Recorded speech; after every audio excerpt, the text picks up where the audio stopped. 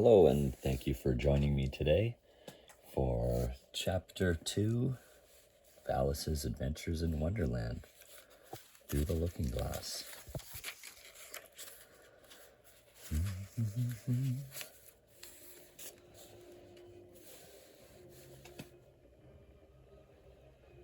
Chapter 2, The Pool of Tears.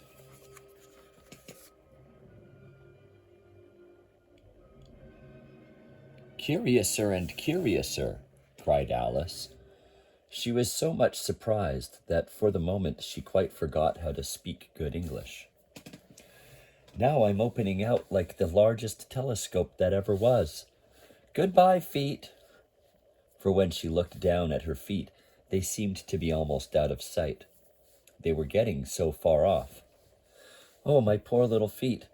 I wonder who will put on your shoes and stockings for you now, dears. I'm sure I shan't be able. I shall be a great deal too far off to trouble myself about you. You must manage the best way you can." "But I must be kind to them," thought Alice, "or perhaps they won't walk the way I want to go. Let me see. I'll give them a new pair of boots every Christmas." And she went on planning to herself how she would manage it.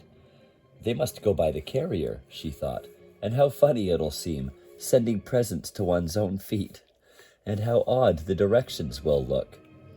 Alice's right foot, Esquire, hearthrug near the fender. With Alice's love. Oh dear, what nonsense I'm talking. Just then her head struck against the roof of the hall. In fact, she was now more than 9 feet high, and she at once took up the little golden key and hurried off to the garden door. Poor Alice, it was as much as she could do, lying down on one side, to look through into the garden with one eye, but to get through was more hopeless than ever. She sat down and began to cry again.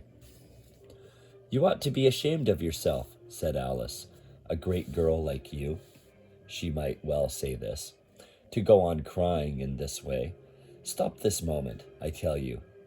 But she went on all the same, shedding gallons of tears, until there was a large pool all around her, about 4 inches deep and reaching half down the hall. After a time, she heard a little pattering of feet in the distance, and she hastily dried her eyes to see what was coming. It was the White Rabbit returning, splendidly dressed, with a pair of white kid gloves in one hand and a large fan in the other. He came trotting along in a great hurry, muttering to himself as he came, "Oh, the Duchess! Oh, the Duchess! Oh, won't she be savage if I've kept her waiting?" Alice felt so desperate that she was ready to ask help of anyone, so when the rabbit came near her, she began in a low, timid voice, "If you please, sir." The rabbit started violently, dropped the white kid gloves and the fan, and scurried away into the darkness as hard as he could go. Alice took up the fan and gloves, and, as the hall was very hot, she kept fanning herself all the time she went on talking. "Dear, dear, how queer everything is today. And yesterday things went on just as usual. I wonder if I've been changed in the night. Let me think. Was I the same when I got up this morning? I almost think I can remember feeling a little different. But if I'm not the same, the next question is, who in the world am I? Now that's the great puzzle." And she began thinking over all the children she knew that were of the same age as herself, to see if she could have been changed for any of them. "I'm sure I'm not Ada," she said, "for her hair goes in such long ringlets, and mine doesn't go in ringlets at all. And I'm sure I can't be Mabel, for I know all sorts of things, and she knows such a very little. Besides, she's she, and I'm I, and oh dear, how puzzling it all is. I'll try if I know all the things I used to know. Let me see. 4 times 5 is 12, and 4 times 6 is 13, and 4 times 7 is... Oh dear, I shall never get to 20 at that rate. However, the multiplication table doesn't signify. Let's try geography.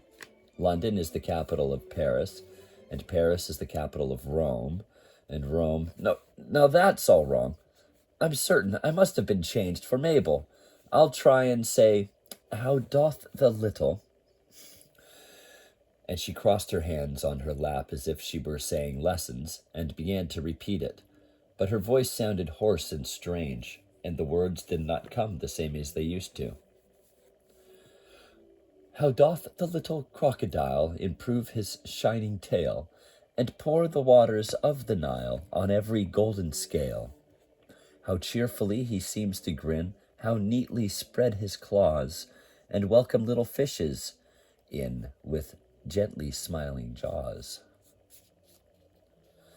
I'm sure those are not the right words, said poor Alice, and her eyes filled with tears again as she went on. I must be Mabel after all, and I shall have to go and live in that poky little house, and have next to no toys to play with, and, ever so many lessons to learn. No, I've made up my mind about it. If I'm Mabel, I'll stay down here. It'll be no use their putting their heads down and saying, Come up again, dear. I shall only look up and say, Who am I, then? Tell me that first, and then, if I like being that person, I'll come up. If not, I'll stay down here till I'm somebody else, but... Oh, dear, cried Alice, with a sudden burst of tears. I do wish they would put their heads down. I'm so very tired of being all alone here. As she said this, she looked down at her hands and was surprised to see that she had put on one of the rabbit's little white kid gloves while she was talking. How can I have done that? She thought. I must be growing small again. She got up and went to the table to measure herself by it, and found that, as nearly as she could guess, she was now about 2 feet high, and was going on shrinking rapidly. She soon found out that the cause of this was the fan she was holding, and she dropped it hastily, just in time to avoid shrinking away altogether. That was a narrow escape, said Alice, a good deal frightened at the sudden change, but very glad to find herself still in existence. And now for the garden. And she ran with all speed back to the little door. But, alas, the little door was shut again, and the little golden key was lying on the glass table as before. And things are worse than ever, thought the poor child, for I never was so small as this before, never, and I declare it's too bad that it is. As she said these words, her foot slipped, and in another moment, splash, she was up to her chin in salt water. Her first idea was that she had somehow fallen into the sea, and in that case I can go back by railway, she said to herself. Alice had been to the seaside once in her life, and had come to the general conclusion that wherever you go to on the English coast, you find a number of bathing machines in the sea. Some children digging in the sand with wooden spades, then a row of lodging houses, and behind them a railway station. However, she soon made out that she was in the pool of tears which she had wept when she was 9 feet high. I wish I hadn't cried so much, said Alice as she swam about, trying to find her way out. I shall be punished for it now, I suppose, by being drowned in my own tears. That will be a queer thing, to be sure. However, everything is queer today.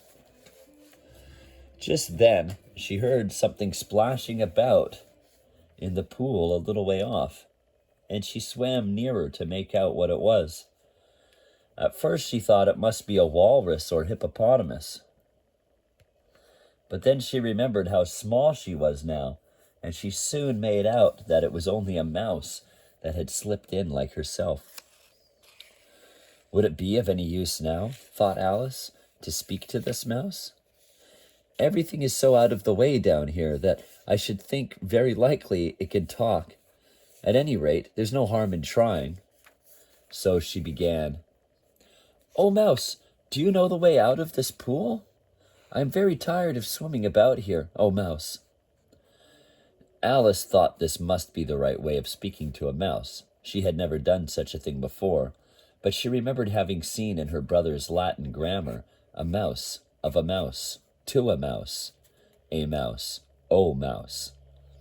The mouse looked at her rather inquisitively and seemed to her to wink with one of its little eyes, but it said nothing. Perhaps it doesn't understand English, thought Alice. I dare say it's a French mouse come over with William the Conqueror.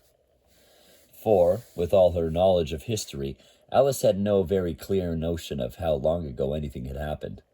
So she began again, Où est ma chatte? Which was the first sentence in her French lesson book.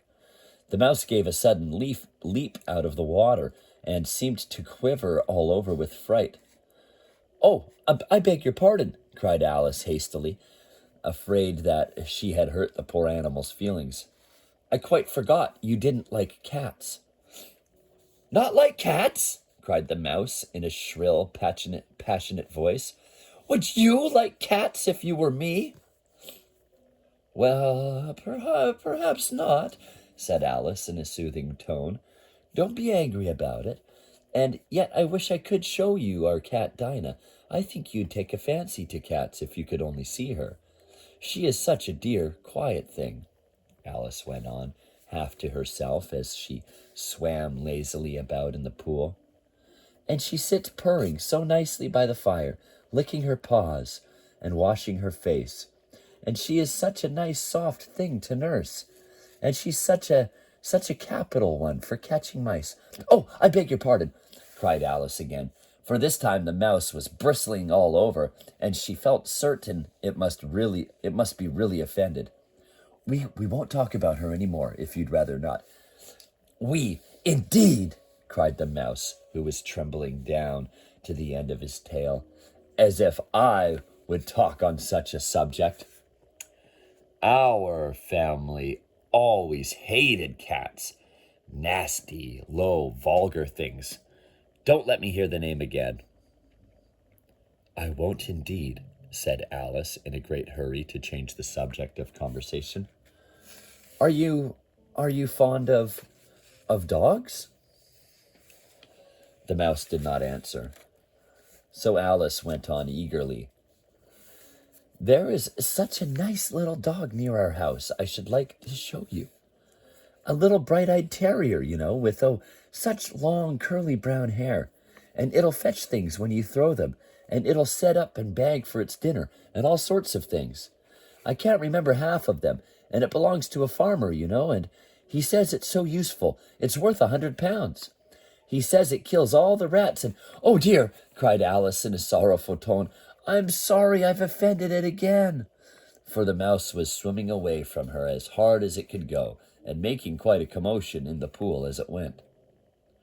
So she called softly after it, Mouse, dear, do come back again, and we won't talk about cats or dogs either, if you don't like them. When the mouse heard this, it turned round and swam slowly back to her. Its face was quite pale, with passion, Alice thought, and it said in a low, trembling voice, Let us get to the shore, and then I'll tell you my history, and you'll understand why it is I hate cats and dogs. It was high time to go, for the pool was getting quite crowded with the birds and the animals that had fallen into it.